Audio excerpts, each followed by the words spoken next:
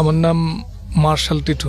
Martial Titu, এটা কি মানে বাবা মায়ের রাখা নাম নাকি পরবর্তীতে আপনি রেখেছেন? না, এটা আমার পারিবারিক নাম। পারিবারিক দেয়া নাম। এই নামটা কেন দিয়েছিল? ওইটা আমার কাকা দিয়েছিল। পছন্দ করতো ওই ক্যারেক্টারটাকে, এই কারণে দিয়েছে। ঠিক আছে, বলেন কি স্টোরি আপনার, কি কোথা থেকে শুরু করবেন? জন্ম জেলা কোথায়? কিশোরগঞ্জ। কিশোরগঞ্জ। বলেন টিটু ভাই। আমার বাবা একটা মধ্যবিত্ত পরিবারে জন্মগ্রহণ করেন। আমার বাবা ছাত্র জীবন থেকে মোটামুটি ভদ্র, নম্র, মোটামুটি ভাবে তার একটা ছাত্র জীবন থেকে তার পরিবারের প্রতি দায়িত্বশীল। ছাত্র যুব বয়সেই বিভিন্ন সামাজিক কার্যক্রমের সাথে যুক্ত ছিলেন। আচ্ছা। যুব বয়সেই একটা নবচেতনা সংঘ নামে একটা সংগঠন প্রতিষ্ঠা করেন। এই সংগঠনের মানুষগুলাই তার কাছের এবং প্রিয়জন। আচ্ছা। দাদা আমরা প্রধান পেশা হলো গৃহস্থী আর কি, কৃষির উপর নির্ভরশীল। কৃষি কাজ করতেন। দাদা কৃষির উপর নির্ভরশীল ছিলেন। দীর্ঘ কয়েক বছর প্রাকৃতিক দুর্যোগে ফসল নষ্ট হয়ে যাওয়ার পরে আমাদের পারিবারিকভাবে চরম বিপর্যয় নেমে আসে। আমি একান্নবর্তী পরিবারে বড় হয়েছি। পরিবারের যখন বিভিন্ন সমস্যায় জর্জরিত, ঠিক আমার 2-3 বছরের বয়সের মাথায় আমার বাবা পরিবারের ভাগ্য উন্নয়নের জন্য 1986 সালে প্রবাসে চলে যান। দীর্ঘ আস্তে আস্তে বাবা যখন বিদেশ গেলেন, যাওয়ার পরে আস্তে আস্তে আমাদের পারিবারিকভাবে সুদিন ফিরতে থাকে। আচ্ছা। বাবা 2 বছর প্রথম ছুটিতে আসেন, 5 বছর পরে। আমাদের পরিবারের মধ্যে আনন্দের সীমা থাকে না। বাবা যখন বিদেশ থেকে আসে, ফুফাতো ভাই আসারি সবার সাথে আমার একটা সুসম্পর্ক, উঠা বসা ছিল। ফুফাতো ভাইয়ের সাথে আমি যখন ক্লাস 4-5 পড়ি, তখন এই ফুফাতো ভাইয়ের সাথে আমার খুব ভালো সম্পর্ক। ফুফাতো ভাই আমাকে চিঠি লেখে, আমিও ফুফাতো ভাইয়ের কাছে চিঠি লিখি।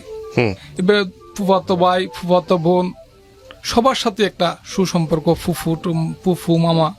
আমার বাবা বিদেশ যাওয়ার পরে আমার অভিভাবক বলতে আমার কাকা, আমার মামা। আমার নানার বাড়িও আমার বাবার বাড়ির পার্শ্ববর্তী। আস্তে আস্তে যখন বড় হচ্ছি, বাবা 2 বছর 3 বছর পরে আসে, বাবার কাছে চিঠি লিখি। পরিবারজন বাবা যখন 8-9 বছর 10 বছর যখন বিদেশ আছেন, এই অবস্থায় আমাদের পারিবারিকভাবে আমরা মোটামুটি ভাবে একটা এস্টাবলিশ পরিবারে রূপান্তরিত হচ্ছি।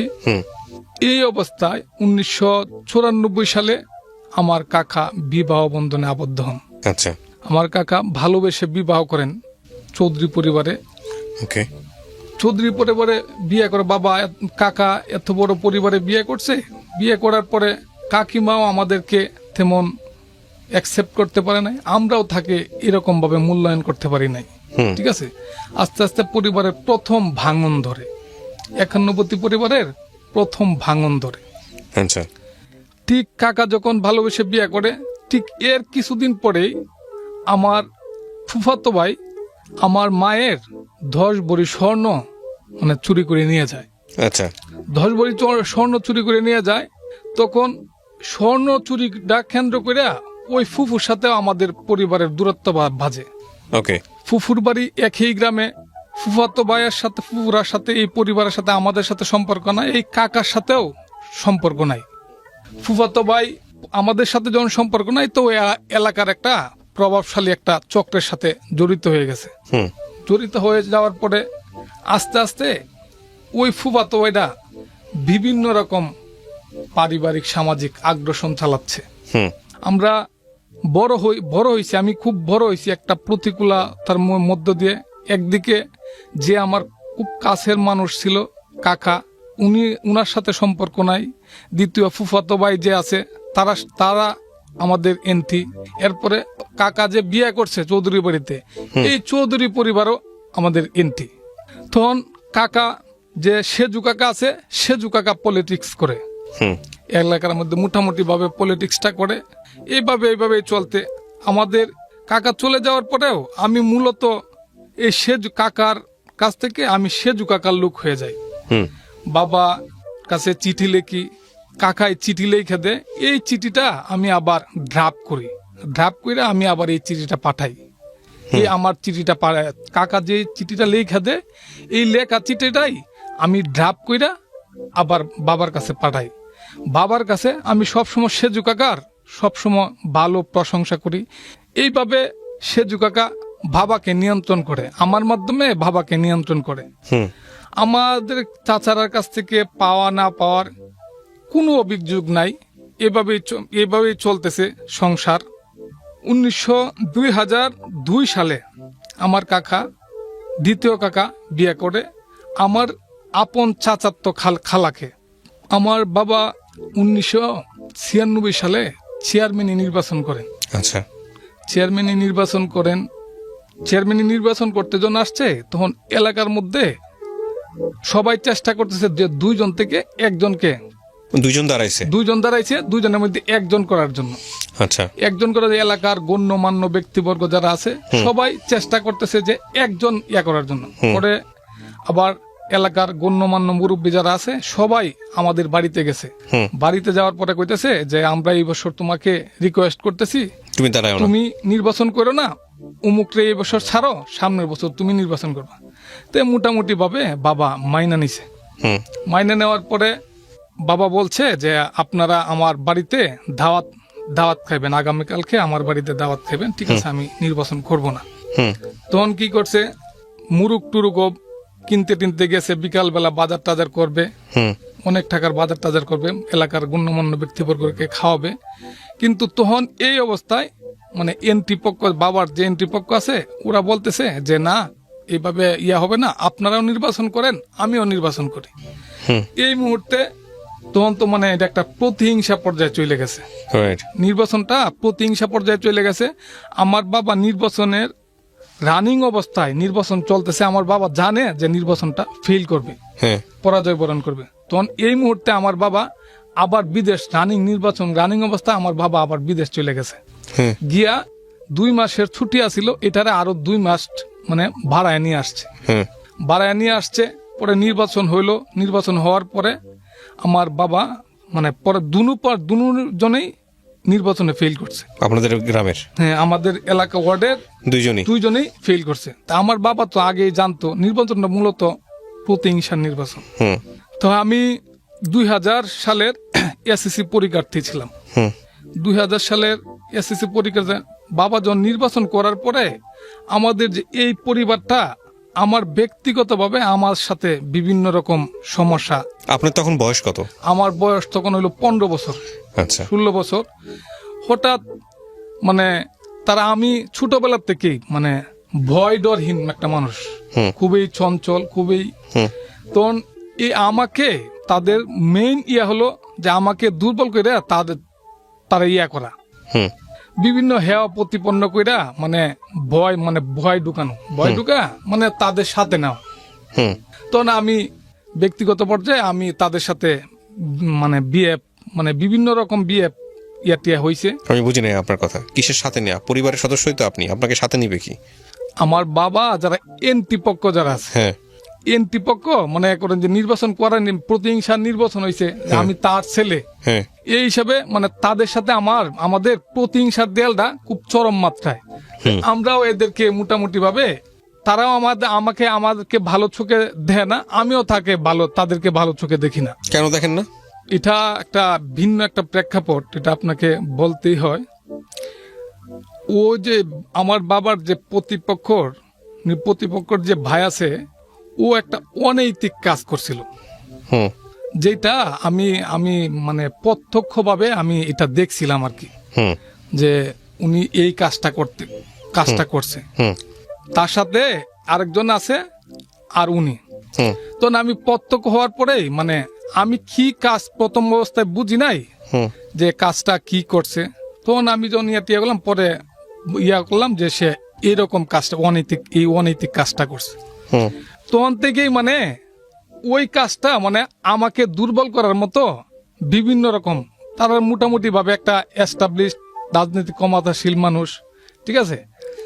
এই কাজটা মানে আমি যে তার এই কাজটা দেখছি, ওই কাজটার জন্য আমাকে মানে দুর্বল করার বিভিন্ন রকম। তখন আমার 15 বছর বা 16 বছর বয়স হবে। তখন খালি আমি মানে তাদের যে ছত্রছায়ার যে লোক আছে, বিভিন্ন ভাবে আমাকে করে মানে 1 to 1, মানে চোখ বিজলি দেয়, এই সাবধান হয়ে যায়, এই সেই, মানে বিভিন্ন রকম ভয় প্রদর্শন করে। ভয় প্রদর্শন করতে আমি এটা তেমন কোনো ম্যাটার মনে করি নাই। তারপরে কি হলো? তারপরে আমি পড়াশোনা যখন 1 বার 2 বার 3 বার পরীক্ষা দিলাম, এসএসসি পরীক্ষা দিলাম, এসএসসি পরীক্ষায় ফেল করলাম। 2001 সালে। ফেলের পেছনে কারণটা কি? মানে পড়াশোনার মানে অমনোযোগী ছিলাম, মানে ঠিক মতো পড়াশোনাও ঠিক মতো করতাম না, আর এইরকম গাইডলাইনও তেমন ছিল না, ঠিক আছে। আর পারিবারিক ভাবেও মানে বিভিন্ন রকম প্রতিকূলতা ছিল, ঠিক আছে। যে আমি আপনাকে বললাম না, কাকার সাথে মানে পারিবারিক ভাবেও বিভিন্ন রকম সমস্যা থাকতো, পড়াশোনার প্রতি মন হইতো না, ঠিক আছে। কাকার সাথে সমস্যা বলতে? ওই যে কাকা, যে চৌধুরী বাড়িতে যে কাকা বিয়ে করছে, হ্যাঁ, ওনার সাথে আপনার ওনার সমস্যার কারণে আপনার লেখাপড়ার সমস্যা? না না, সমস্যা হয় নাই, মানে বিভিন্ন রকম সমস্যা, মানে ছাত্র হিসাবে এরকম ভালো ছিলাম না। আচ্ছা, স্টুডেন্ট হিসাবে এরকম। কয় ভাই বোন ছিলেন আপনারা? আমরা 3 ভাই ছিলাম। 3 ভাই ছিলেন, জি। স্টুডেন্ট হিসাবেও এত ভালো ছিলাম না, ঠিক আছে। বুঝতে পারছি। তারপর প্রথম বিবেচনায়, দ্বিতীয় বিবেচনায় মানে পাশ করতাম, ওকে, ঠিক আছে। 2000 সালে এসএসসি পরীক্ষাতে ছিলাম। পর 3 বার পরীক্ষা দেওয়ার পরে এসএসসি পরীক্ষা ফেল করে আমার শিক্ষা জীবনের পরিসমাপ্তি ঘটে। ওকে। 2001 সালে একটা সুযোগ দিছিল, এক সাবজেক্ট পরীক্ষায় ফেল করলেও মানে কলেজে অ্যাডমিশন নেওয়া যায়। আচ্ছা। 2001 সালে আমি এক সাবজেক্টে ফেল করে কিশোরগঞ্জ গরুদয়াল সরকারি কলেজে ভর্তি হই। এর 2 সালে এক সাবজেক্ট পরীক্ষা দিয়াই আবার ফেল করি আমার শিক্ষা জীবনের পরিসমাপ্তি ঘটে। আস্তে আস্তে এলাকার মধ্যে মানে ছাত্র সংগঠনের সাথে যোগ দিলাম। 2002 সালে একটা নতুন বাজারে একটা দোকান নিয়ে বসছি। এটা হলো আপনার ফ্লেক্সিলোড, এরপর হইলো আপনার ওষুধ, এরপর হইলো মোবাইল। ব্যবসাটা মোটামুটি ভাবে ভালোই চলতেছিল। এই মুহূর্তে মানে এই যে আমার যে বাবা যার সাথে চেয়ারম্যানই নির্বাচন করছিল, ও বিভিন্ন লোক নিয়ে আমার দোকানে আসে, বিভিন্ন ইয়াটিয়া নিয়ে আসে। আয়াকালি আমাকে বলে যে ওর দুর্বলতা তো আমাদের হাতে, আমরা তো ওর দুর্বলতা জানি। ও আবার আমি যেই বাজারে ব্যবসা করি ওই বাজারের মানে সভাপতি। বিভিন্ন মানুষ নিয়ে মানে হ্যাঁ আমাকে দেয় যে আমরা দুর্বলতা, ওর দুর্বলতা তো আমাদের হাতে আইসা গেছে, ঠিক আছে। এই সেই মানে বিভিন্ন রকম আমার দুর্বলতা ওরা জানে। তখন আবার ওদের সাথে আবার হইলো আরেকজন আছে, ও এই জিনিসটা মানে চলতে এই ভালো হয়ে যায় মানে 1 to 1 বিভিন্ন রকম এইসব কথাবার্তা বলে ইয়া করে, ঠিক আছে। তখন আমি কি করলাম, আমার বাবার বন্ধু হিসাবে একজনকে বাবার বন্ধুরে আমি এই বিষয়টা খুললে বললাম যে কাকা, এটা 2000 সালে কাকা ও এরকম একটা কাজ করছিল, এটা আমি দেখছিলাম। এরপর থেকে ও আমার সাথে বিভিন্নভাবে এই পরিবারটা আমার সাথে বিভিন্নভাবে এরকম ভাবে ইয়াটিয়া করে, ঠিক আছে। আমারে ভয় দেহা, আমার দুর্বলতা দেহা, ইয়াটিয়া দেহায়, ঠিক আছে। তখন রাত্রে আসে মোবাইল করতে আসে, আমার দোকানে আসে মোবাইল করতে আসে, 10 মিনিট 20 মিনিট ফোন করে আবার ফোনটা রেখাইটা আবার 1 মিনিট ফোন করে দেয়, ঠিক আছে। ফোন করে দেওয়ার পরে মানে আমাকে দেয় যে 2 মিনিট 3 মিনিট কথা কইছে, ঠিক আছে। এইভাবে আমারে খুব করতেছে, ঠিক আছে। রাত্রের বেলা আমাকে ডিস্টার্ব করে, আসে মোবাইল না করলেই মানে আমার করে। আবার মনে করেন যে মোবাইলটারে নিয়ে মানে পাশে বসে না, মোবাইলটাকে নিয়ে চলে যায়, ঠিক আছে। নিয়ে চলে যাওয়ার পরে আমি 2 দিন 3 দিন মানে ওরে আমি যখন বলার পরে উনি আমার কথাটা করে না, মোবাইল নিয়েই অনেক দূরে চলে যায়। তো মোবাইল মনে করেন যে বিভিন্নভাবে মোবাইলে 20 মিনিট 25 মিনিট কথা বলার পরে লাইন কাটটা আবার মনে করেন যে 2-3 মিনিট আবার কাটটা যে ঢুকায়, তখন এইটার বিলটা শুধু আমাকে দেয়। তখন তার সাথে মালিনীর করে একটা আছে, ওর সাথে আমার মানে একটু মানে ভালোই দ্বন্দ্ব হয়েছে। আমরা যেখানটায় ছিলাম তারপর দ্বন্দ্ব হওয়ার পরে হ্যাঁ বিভিন্ন এলাকার মধ্যে বিভিন্ন আমাকে মানে ভয় দেয় যে তোরে ওর দুর্বলতা, আরো সাথে বিভিন্ন মানুষ থাকে, বিভিন্ন থাকে, ঠিক আছে। তখন আমি কি করলাম, আমার এই ব্যবসাটার প্রতি আমার মানে মনটা আস্তে আস্তে উঠে যাইতেছে, ঠিক আছে। আমি আমার বাপেরে খুব চাপ দিতেছি যে আমার যেভাবে হোক আমার বিদেশ নেন, আমার বিদেশ না নিলে আমি টিয়া করতাম না, আমার বিদেশ নিতে হইব। আমার বাবা ওই জায়গার মধ্যে সৌদি আরবে আবার একটা গাড়ি কিনছিল, ওই গাড়িটাকে আবার মনে করেন যে নিজের নামে ছিল, এই গাড়িটা আবার বিক্রি করে দেওয়ার পরে যখন তার হাতে গেছে সে আবার একটা অ্যাক্সিডেন্ট করে ফেলছে। এই মামলা আমার বাপের কাঁধের মধ্যে পড়ছে। আমি এই দিক দিয়ে আমি বাবারে প্রচন্ড ভাবে চাপ দিতেছি যে আমাকে যেইভাবে হোক বিদেশ নিতে হইব, আমি বিদেশ ছাড়া আমি এই দেশে থাকতাম না, ঠিক আছে, আমার বিদেশ নেন, ঠিক আছে।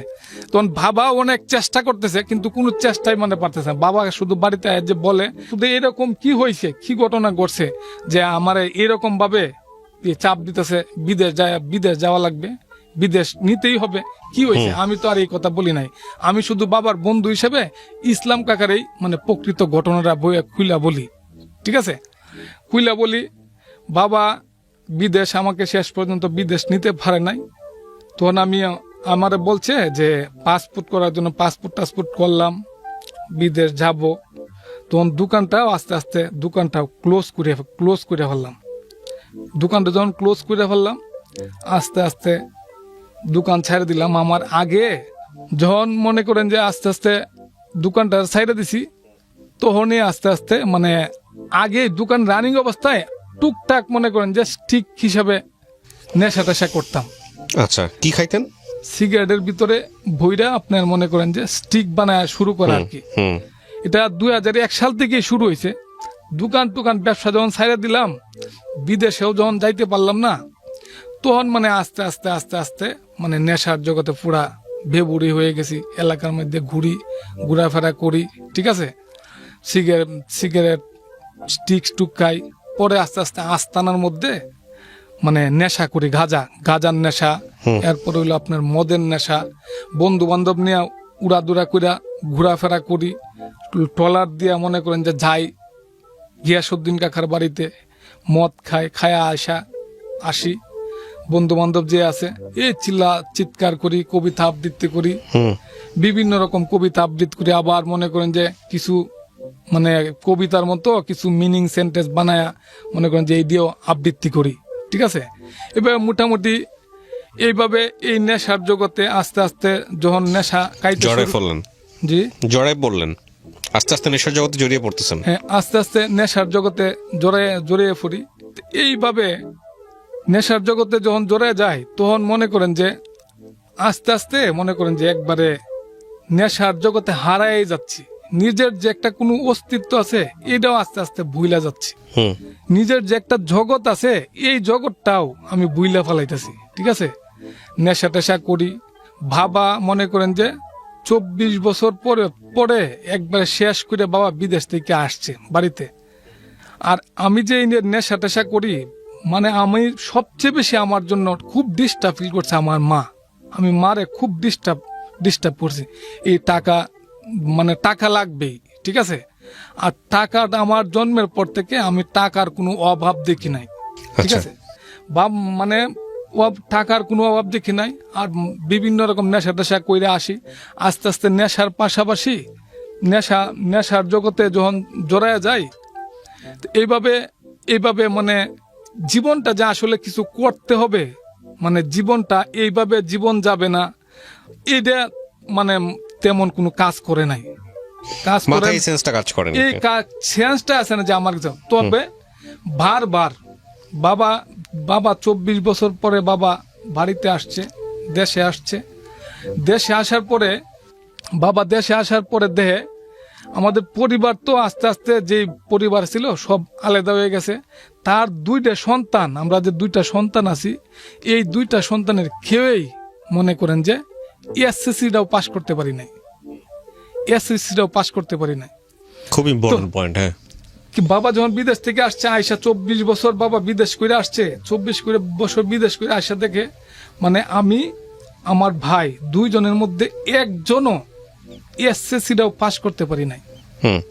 তখন 2010 সাল মানে এমনিতেই মানে চেষ্টা করছি খালি ঘর থেকে শুধু কইরা টাকা পয়সা নেই যে এইটা করুম দেন দেন চাকরি বাকরি করতেছি, কিছু একটা করতেছি। আসলে চাকরি টাকরি কিছু করি না, শুধু ফাঁকি মানে মিথ্যা কথা বলে টাকা নেই, নিয়ে মনে করেন যে 7 দিন 10 দিন গেলে মানে টাকা শেষ, আর চাকরি টাকরিরও কোনো ইয়াটিয়া নাই।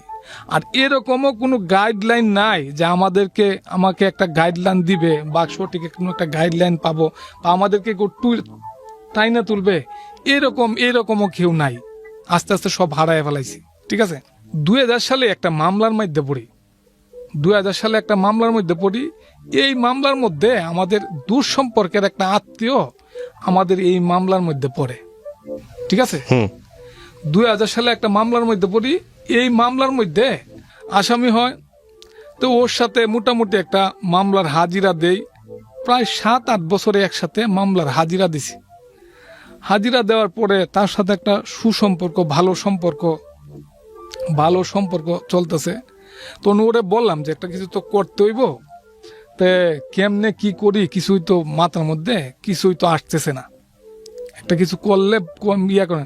পরে কইতাছে, ও আমারে বলতেছে যে ওই জায়গার মধ্যে ও তো মানে আমি শুনছি যে ফল মানে সার্টিফিকেট, এসএসসি ইন্টারমিডিয়েট সার্টিফিকেট 2টা মানে ও নাকি এই এসএসসি ইন্টারমিডিয়েট এরকম সার্টিফিকেট বানায়, সার্টিফিকেট নাকি ওর টাকার মাধ্যমে ও দেয়। ঠিক আছে, তে দেখ 2টা এসএসসি ইন্টারমিডিয়েট 2টা সার্টিফিকেট লইয়া দেখ কোনো একটা কিছু নিয়ে করতে পারোস। ঠিক আছে, তো 2010 সাল 2টা সার্টিফিকেট সংগ্রহ করলাম। আচ্ছা, 2 নম্বর সার্টিফিকেট 2টা সার্টিফিকেট সংগ্রহ করলাম যে কোনো একটা কিছু করুম। আর মানে ওষুধ কোম্পানির একজন এসআর, ওষুধ কোম্পানির একটা এসআর নামটা হলো, ওই ভাইয়ের সাথে আমার পরিচয়। ওই ভাইয়ের মাধ্যমে কাজলা গ্রামের এসএম ওষুধ কোম্পানি RSM, উনার সাথে আমার পরিচয় হয়। উনি বলছে যে আমাকে নিবে। তখন মানে এই যে ইয়ার মধ্যে আইসা আমার বলছে যে 15 দিন ট্রেনিং করতে হবে। ওষুধ কোম্পানিতে যখন আসার পরে 15 দিন ট্রেনিং করছি। ট্রেনিং করা অবস্থায় আমি মোটামুটি ভাবে 10 দিন ট্রেনিং করার পরে ওই যে যার মাধ্যমে আমি সার্টিফিকেট 2টা সংগ্রহ করছি, ওরও 2টা সার্টিফিকেটের টাকা দেওয়া হয়েছে, মানে টাকা দেয় নাই।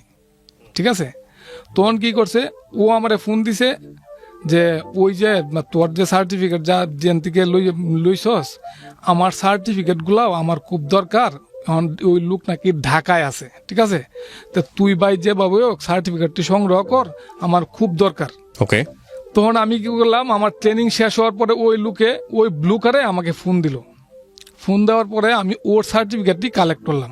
কালেক্ট করার পরে ওই যে সলিমে বলতেছে যে সলিমের ভাইয়ের কাছে ওই সার্টিফিকেটগুলা দিয়ে আসার জন্য। তখন কি আপনি ড্রাগ নেন? হ্যাঁ, তখনও এই ইয়ার সাথে আমি যুক্ত আছি। ঠিক আছে, যুক্ত আছি। তখন আমি তো আমার কাছের মানুষ, মানে 7-8 বছরে একসাথে মানে মামলার হাজিরা দিছি, সম্পর্ক ভালো। ও এই সার্টিফিকেটগুলা সংগ্রহ করছে, আমিও ওই সার্টিফিকেটগুলো সংগ্রহ করছি। তো আমার 10 দিন ট্রেনিং অবস্থায়, ওষুধ কোম্পানির ট্রেনিং অবস্থায় ওই ব্লুকারে ফোন দিছে। তো এটা আমি সংগ্রহ করলাম। তখন আমার আবার ঢাকা শহরে আমি অত বেশি চিনিও না, তখন আমার অনেকটা ভয় লাগছে। তখন বলতেছে যে এইটা আমার ভাইয়ের কাছে ওই সার্টিফিকেটটা 2টা দিয়ে আস, আমারও একটা কিছু করতে হবে। ঠিক আছে, তখন ওর ভাই আবার এএসআই, আমি ওর কাছে দিয়ে আসলাম। দিয়ে আইসা আমি ট্রেনিং আর 4-5 দিন ওর ভাইয়ের সাথে আরেকজন আমাদের এলাকার একজন লোক আছে, এএসআই এর সাথে আরেকজন লোক আছে। পরে আমি 7 দিন 10 দিন মানে 16 দিন আমি তো হেয়ার সার্টিফিকেট দিয়ে এলাম। আমি 16 দিন ট্রেনিং করলাম। ট্রেনিং করার মধ্যে মোটামুটি আমি ভালো করছি। ঠিক আছে, তখন আমার শুনছি যে ফটোকপি দিলেই মানে ওষুধ কোম্পানিতে মানে চাকরি হয়। এটা হলো 2010 সালের কথা বলতেছি, 10 সালের শেষের দিকের কথা বলতেছি। তখন আমি তো মনে করছি যে ফটোকপি দিলেই হবে। 16 দিন ট্রেনিং করার পরে এই মানে ওষুধ কোম্পানির থেকে বলতেছে যে আপনার মূল সার্টিফিকেট দেওয়া লাগবে। না, আমার এটা তো ফল সার্টিফিকেট। ঠিক আছে, এটা 2 নম্বর সার্টিফিকেট, এটা তো আমি জানি। ঠিক আছে, তখন যে প্রযুক্তি যে এত এস্টাবলিশড, বাংলাদেশে প্রযুক্তি যে এত এস্টাবলিশড, এত ডেভেলপ, এটা আমার মাথায় ছিল না। হ্যাঁ, ঠিক আছে, তখন আমি কি করলাম, এই সার্টিফিকেট মানে 7-8 হাজার টাকা নিয়ে আসছি, বারবার মানে টাকা নিয়ে এইটা করব। পারিবারিকভাবে তখন ফ্যামিলিগতভাবেও আমার এই বিষয়টা অনেক কিছু করতেছে, ঠিক আছে।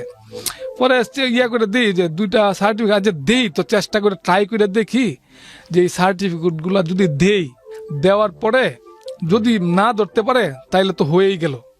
এসএসসি আর ইন্টারের? এসএসসি আর ইন্টারের 2টা এটা সার্টিফিকেট। তো আপনার জন্য নাকি আপনার ফ্রেন্ডের জন্য? না, আমার জন্য। আপনার জন্য? হ্যাঁ। আচ্ছা, তারপর তখন কি করছি, এই 2টা সার্টিফিকেট দিয়ে দিছি। আমি যা যেমনই হোক একটা রিস্ক নেই, আমার যেহেতু ট্রেনিং এ এলা হয়েছে, আমার চাকরি হবে, যে রিস্ক নেই, যদি কোনো টিয়া হয়। মানে কি বলবো আপনাকে, মানে 1-1.5 ঘন্টার ভিতরেই সকালে 10টার সময় গেছি, সার্টিফিকেট গুলা 10টা 20-এ দিছি। 10টা 20-এ দেওয়ার পরেই 10টা 40-এ মানে হয়ে গেছে গা। ওরা এই দিলে আবার অনলাইনে আবার চেক করছে, এটা চেক করে দেখে যে এই rule number, False. Registration number কিচ্ছু নাই। দুটোই ফলস। তখন আমারে কি করছে, এই পুলিশে দিয়ে দিব একটা, এমন একটা উড়াউড়ি শব্দ হইতেছে যে মার কাট, মানে আমারে অ্যারেস্ট করে পুলিশ নিয়ে আসে, এই অ্যারেস্ট করে দইরা টিয়া করে আমারে 10:30টার সময় আমারে নিয়ে একটা ঘরের মধ্যে রুমের মধ্যে বন্দি করে রাখছে। বন্দি করার পরে উনি আবার অফিস থেকে আবার আমাকে যে রেফারেন্স দেয়া এই জায়গায় পাঠাইছে, উনাকে আবার ফোন দিছে। উনাকে যখন ফোন দেওয়ার পর বলছে যে আপনারা কোনো কিছু করবেন না, আমি আসতেছি, ওরা আমি না আসা পর্যন্ত ওরা আপনি রাখেন। তা আমাকে রুমের মধ্যে বন্দি করে আসছেন হইলো আপনার রাত 7টা 7:30 বাজে। তখন আমি এই টেনশনে যে আমাকে পুলিশে দিয়ে দিবে নাকি আমাকে কোন জায়গায় দিয়ে দেয়, ঠিক আছে, আমার এই দুশ্চিন্তায় আমি মানে কিছুই বলতে পারি না। কত সালের ঘটনা এটা? এটা হলো 2010 সালের শেষের দিকে। তারপর তখন আমি রুমের মধ্যে বন্দি অবস্থায়, লাইট টাইটও মানে রুমের মধ্যে। কিসের জব ছিল এটা? এটা হলো ওষুধ কোম্পানির, বেসরকারি? হ্যাঁ, বেসরকারি ওষুধ কোম্পানির রিপ্রেজেন্টেটিভ আর কি। তখন রুমের মধ্যে আমার যখন বন্দি করে দিছে, সারাদিন যখন আমার এই রুমের মধ্যে আমার রাখছে, 7:30টার সময় বা 8:30 বাজে, তখন মানে আমি আমার রুমের মধ্যে ঢুকছে, বাল্ব জ্বালায় ঢুকছে।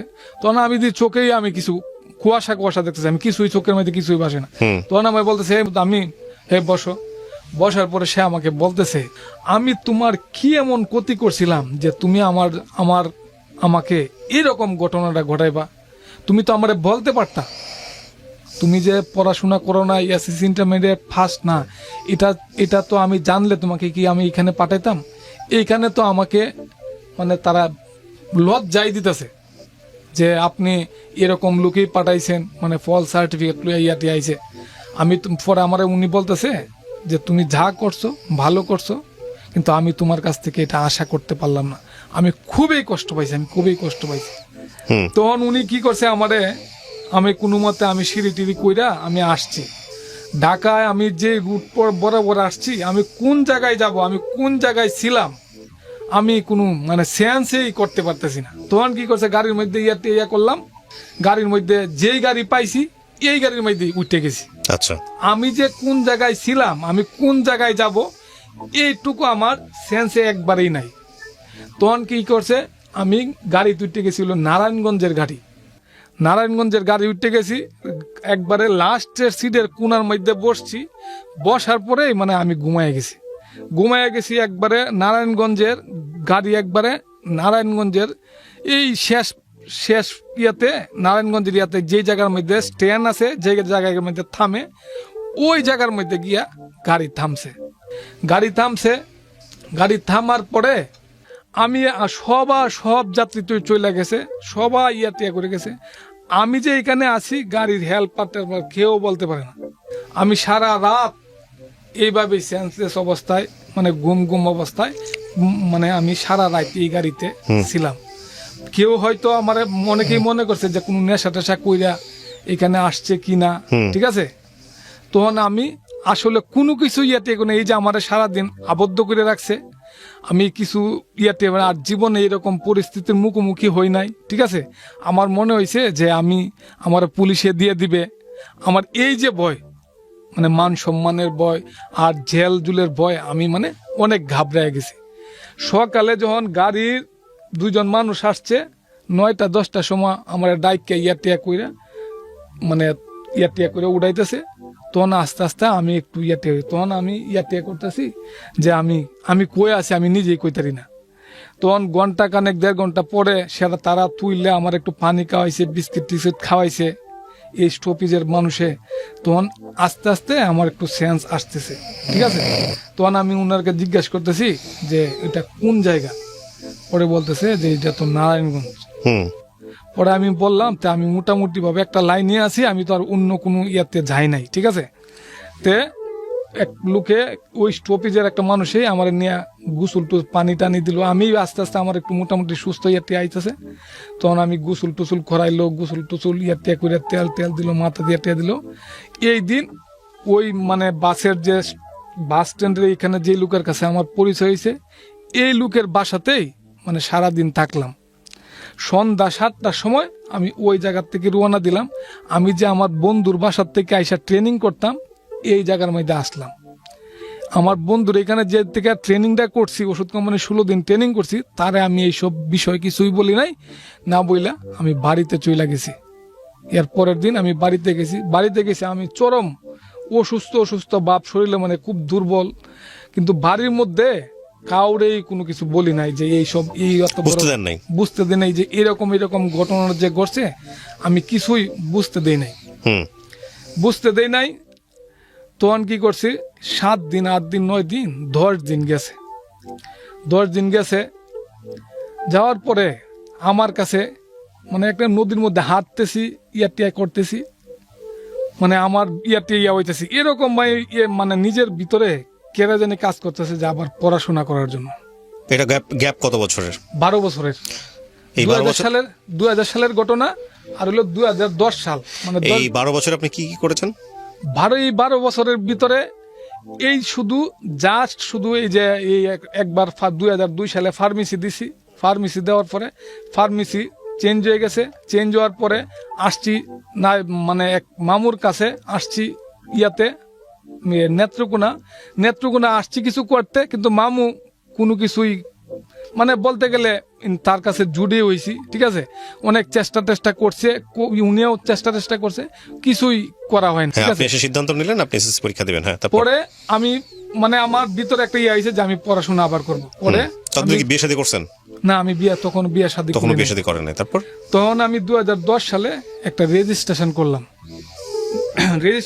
নবম শ্রেণীতে ভর্তি হইলাম, মানে নিয়মিত ভাবেই, মানে উন্মুক্ত না। বুঝতে পেরেছি। হ্যাঁ, তখন মানে এই ভর্তি হওয়ার পরে মানে বাড়ির মধ্যে আস্তে আস্তে টুকটাক মানে একটু স্টাডি করি আর কি, মানে সৃজনশীল যুক্ত, মানে একটু আগেরও একটু ইয়াতে আসলে উদ্যোপী একটা প্যারা থাকে, এটাতে অনেক চেষ্টা করে মানে অনেক কিছু লেখা যায়। এইটুকুই আমার মানে সাহস যে সৃজনশীল হয়তো ইয়ে। তখন 2012 সালে এসএসসি পরীক্ষা দিলাম। 3.75 পায়ে পাশ করলাম। পাশ করে মানে চিন্তা করলাম যে বাড়ির পাশে যেহেতু কলেজে ভর্তি হওয়ার পরে মানে একটা কিছু করব, ঠিক আছে। তে কোনো কিছু করা হয় নাই। এর মধ্যেই মনে করেন যে একটা পারিবারিকভাবে আমি একটা দুর্ঘটনা ঘটাইলাম, যেটা অনাকাঙ্ক্ষিত ঘটনা। আমি পারিবারিকভাবে অনেক বড় একটা ভুলেই করে ফেললাম। এটা হলো 2012 শেষের দিকে একটা ঘটনা, পারিবারিকভাবে একটা ঘটনা ঘটাইয়া ফেললাম। তখন এই ঘটনার পরেই আমার এলাকা ত্যাগ করতে হয়েছে। ঢাকা শহরে আমি আসছি আমার এক ফ্রেন্ডের বাসায় ঈদের আগে আসছি। তো বন্ধুর বাসার মধ্যে বন্ধুর এখানে ঈদ করলাম। ঈদ করার পরে ওর এক পরিচিত কাছের মানুষ মানে ঈদের দাওয়াত দিছে। দাওয়াতের মধ্যে মাংস টাংস রুটি করছে, প্লাস হলো এখানে একটু মদের আয়োজন করছে। তখন কি করছে, এইখানে মানে ওর সাথে যার সাথে পরিচয়, ওর এলাকার মধ্যে একটু সমস্যা ছিল। মানে ঢাকা শহরে বিভিন্ন এলাকায় ফরমা নিযুক্ত করা থাকে যে এইসব কেউ যদি কোনো জায়গায় ইয়া করে, তখন মনে করেন যে এদেরকে অ্যারেস্ট করা দেয়। তখন কি করছে, এই বাসার মধ্যে দোতলাতে আমরা মানে করতেছি, খাওয়া দাওয়া করতেছি, প্লাস এখানে কিছু খাওয়া হয় নাই, মানে জাস্ট খালি সামনে আছে হয়তো খাবো। এই মুহূর্তেই মনে করেন যে 2জন সাব ইন্সপেক্টর, একজন ইন্সপেক্টর, পুলিশ সহ মানে বাসার মধ্যে গিয়ে উপস্থিত মনে করেন যে আমাদের 2 বন্ধুরে ধরে আনছে, আর যার বাসার থেকে করলাম আমাকেও অ্যারেস্ট করে নিয়ে আসছে, ওই বাসার থেকে টাইনে টুইনে নিয়ে আসছে আমার যে বন্ধুর বাসায় আসছি ওই বন্ধুর 2 জনের হাতেই হ্যান্ডকাপ পরাইছে। হ্যান্ডকাপ পরায় রাস্তার মধ্যে সাইডে ওরা চলে গেছে গাড়ি যে জায়গা করে আসছে ওই জায়গায় গাড়ি আনতে গেছে। 10-15 মিনিট মানে একটা মার্কেটের সামনে 2 জনের হাতে হ্যান্ডকাপ লাগায় চলে গেছে। তখন কি করলাম, হ্যান্ডকাপ লয়ে আমরাও তো যাইতেও পারি না, মানে লুকায়া টুকায়া রাখতেছি, হ্যান্ডকাপটা লুকায় রাখতেছি, খারাপ থাকছে। 10-15 মিনিট পরে এই গাড়ি নিয়ে আসছে, এই গাড়ির থেকে মানে আমাদেরকে সহ যেই ফর্মা ধরাইছে ওরেও অ্যারেস্ট করে নিয়ে আসে।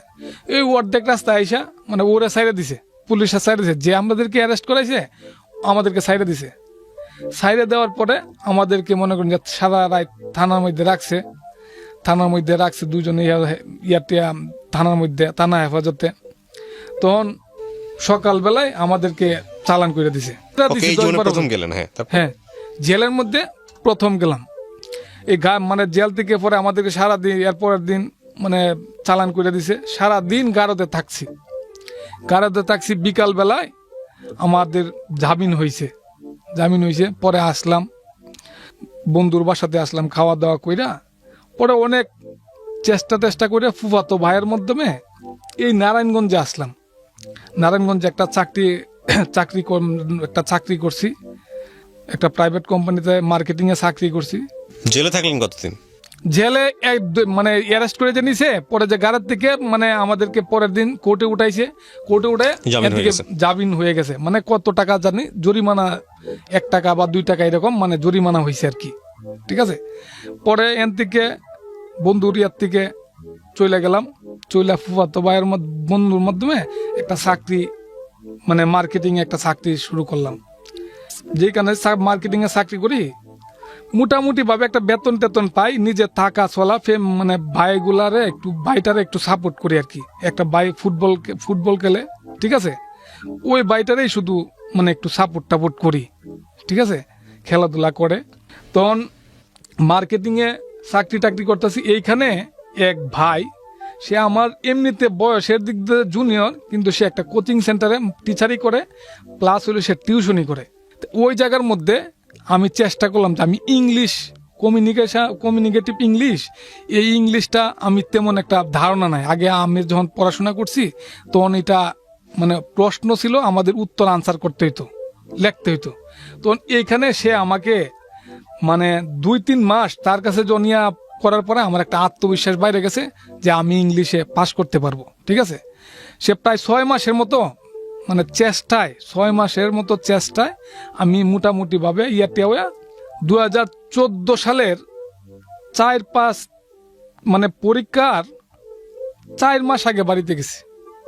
এখানে গিয়ে একটু প্রস্তুতি করলাম। করার পরে বাড়িতে গেছি। বাড়িতে যাওয়ার পরেই এলাকার মধ্যে নির্বাচন, বাবা তো দেশে আইসা পলিটিক্স শুরু করছে। ওই বাবার বাল্যবন্ধুর সাথে রাজনীতি করে। ওই জায়গার মধ্যে মনে করেন যে বাবার বন্ধু উপজেলা নমিনেশন পাইছে। তখন মোটামুটি ভাবে আমার কাছে ভালোই লাগছে। নির্বাচন করলাম, বিভিন্ন ইউনিয়নে ঘোরাফেরা করলাম, বিভিন্ন ইউনিয়নে বক্তৃতা দিলাম, খুব ভালোই লাগছে। নির্বাচন মোটামুটি ভাবে মানে 2টা পার্ট, একটা দলের ভিতরে আবার ভিন্ন রকম পার্ট। ঠিক আছে, উপজেলা নির্বাচন শুরু হয়েছে। উপজেলা নির্বাচন শুরু হওয়ার পরে নির্বাচন করলাম। তখন আমার ভিতরে এইরকম কোনো ধারণা ছিল না। আমার কাকাও মানে পলিটিক্স করে 2010 সালে উনি একটা সংগঠনের দায়িত্ব পায়। তখন আবার বাবা আর হইলো আমার কাকা আর হইলো বাবার বন্ধু, 2 জনের মধ্যে আবার খুব প্রতিযোগিতা, দ্বন্দ্ব চলতেছে। তখন বাবা করে খুব আক্ষেপ করে বলে যে এত কষ্ট করলাম, এত কিছু করলাম, মনে করছিলাম যে আমার সাথে থাকবে, একজনের সাথে আমি নামার পরে তার সাথে বিভিন্ন রকমের গ্যালাসি করা হয়, বিভিন্ন রকমের বা আক্ষেপের কথা প্রায় সময় বাবা বলে। তখন আমার বাবা যখন নির্বাচন করতেছে, বাবার বন্ধু যখন নির্বাচন করতেছে, নির্বাচনের মধ্যে আমাদের ঘরের মধ্যে এলো অন্য একটা দল, আমাদের বাড়ির মধ্যে মানে বাবার বন্ধুর সাথে আমার বাড়ির লোকেরাই নাই। ঠিক আছে, এক ভিন্ন রকম একটা অভিজ্ঞতা অর্জন করতেছি যে মানে একই সাথে থাকে আবার মনে করে যে আলাদা। তখন মানে তাদের যে আমাদের যে দলের বাপ যে দলের পিছনে রাজনীতি করে ওই অর্ধ অংশই মানে এই যে দলীয় প্রার্থীর বিরুদ্ধে। তো নির্বাচনটা মূলত যেমন এরকম একটা, যেমন আপনি আমাকে কয়েকটা কোশ্চেনের অ্যান্সার দেন। প্রথম কথা হচ্ছে যে আপনার বাবার কি অর্থ সম্পত্তি ছিল? জি জি, আপনাকে মানুষ করার মতো প্রপারলি? জি ছিল। কয় ভাই বোন আপনারা? আমরা 3 ভাই। আপনি বড় সবার? জি। তো বড় ভাই হিসেবে আপনার জীবনটা যে এরকম হলো, এই যে ড্রাগের দিকে যাওয়া, এসএসসিতে 3 বার ফেল করা, তারপর আপনি সব পরেরবার চেষ্টা করে পাশ করেছেন, তো এটার পেছনে আসলে দায়ী কে? দায়ী এটা আমি মানে একটা মানুষের তো এরকম কোনো থাকে না, মানে নিজের মানে দায়ী বলতে নিজে দায়ী বলতে নিজে হয়তো মানে এরকম ভাবে মনোনিবেশ ছিল না। ঠিক আছে, মানে স্টুডেন্ট হিসেবে এরকম ভালো ছিলাম না, বা এরকম যদি মানে আমরা যদি মানে ভালোভাবে যদি গাইডলাইন যদি পাওয়া যাইতো হয়তো মানে একটা পর্যায়ে যাইতে পারতাম। আচ্ছা, ঠিক আছে। বাবা না থাকলে কাকারার উপরে 91 পরিবারের কাকার উপরে বাবা কোথায় ছিল ওই সময়? আমার বাবা সৌদি আরবে 24 বছর। আপনার মা কি মোটামুটি লেখাপড়া ছিলেন? আমার মা লেখাপড়া তেমন নয়, প্রাইমারি স্কুল পর্যন্ত হয়তো পড়াশোনা করছে, খুব ধার্মিক। ঠিক আছে। আচ্ছা, বাবা মা অল্প শিক্ষিত হলেও মা খুব চেষ্টা করছে যেন আমরা মানুষের মতো মানুষ হই, আমরা পড়াশোনা করি, তার দিক দিয়ে মানে কোনো ত্রুটি ছিল না। আচ্ছা, তো আপনি আজকে গল্পটা কেন বলতে আসলেন? আমাদের যারা শ্রোতা আছে তাদেরকে কেন বলতে আসলেন? না, অনেক কিছুই আছে তো, মানে পারিবারিক কিছু বিষয় টিষয় আছে যেগুলা মানে এই যে এত কিছু করার পরে এই যে চাকরি বাকরি করতেছি, 2012 সাল থেকে চাকরি বাকরি করতেছি, ফ্যামিলিগত কিছু ঘাত প্রতিঘাত আছে। আচ্ছা, আপনি আমাকে এটা বলেন যে আপনার এই ঘাত প্রতিঘাতে আমরা নাই বা গেলাম, আপনি আমাকে বলেন আপনি এখন কি করছেন, কি করেন আপনি? আমি একটা কনস্ট্রাকশন ফার্মে। আপনি যদি লেখাপড়া ঠিক মতো করতেন, আপনি যদি এই সব ইলেকশন এগুলাতে যদি সময় না ব্যয় করতেন, বা সময় ব্যয় করলেও আপনার ক্যারিয়ারে যদি ক্ষতি না করতেন, পড়াশোনার যদি ক্ষতি না করতেন, তাহলে আপনার জীবনটাকে আরো ভালো হইতে পারতো। এটাই গল্পটা আসলে এটাই। অনেক ছেলে মেয়ের বাবার ছত্রছায়া না থেকেও অনেক ছেলে মেয়েই মানুষ হয়, আবার অনেক ছেলে মেয়েই সেটা হয় না। কিন্তু এটা আসলে একটা কথা আমি সবসময় রেডিওতে বলতাম প্রিয় দর্শক এবং শ্রোতা, সেটা হলো জীবনে 2টা জিনিসে কোনোভাবে কোনো স্যাক্রিফাইস করবেন না, কখনোই করবেন না। এই 2টো জিনিস কখনো রিটার্ন আসে না, বাকি সমস্ত কিছুই মোটামুটি রিটার্ন আসে। একটা হচ্ছে ক্যারিয়ার, আর একটা হচ্ছে এডুকেশনের ব্যাপারে যদি কোনো স্যাক্রিফাইস করেন, এডুকেশনের ব্যাপারে যদি কখনো গাফলতি করেন, এটা আপনাকে ভালো ক্যারিয়ারের দিকে নেবে না। আর ভালো ক্যারিয়ার যদি আপনার না থাকে তাহলে ভালো জীবন হবে না। খুব সিম্পল। বাকি বিষয় যেগুলো এসছে, পারিবারিক বলেন, পারিপার্শ্বিক বলেন, প্রেম ঘটিত বিষয় বলেন, অন্য বিষয়গুলো বলেন, এগুলোর গ্যাপ পূরণ হয়ে যায় কোনো না কোনোভাবে, কেউ না কেউ চলে আসে জীবনে। কিন্তু এই দুটোর গ্যাপ কখনোই পূরণ হয় না সাধারণত। এক্সেপশন ইজ নট এক্সাম্পল, এটা কমন ওয়ার্ড বললাম। সো সেই জায়গাটা থেকে আমাদের অবশ্যই সতর্ক থাকা উচিত। এই স্টোরিটা শুনতে গিয়ে প্রচুর ধৈর্যের প্রয়োজন হবে, কিন্তু বটম অফ দ্য স্টোরি যদি আপনি নিতে চান তাহলে এই জায়গাটায় অনেক কিছুই আমাদের শেখার আছে। So thank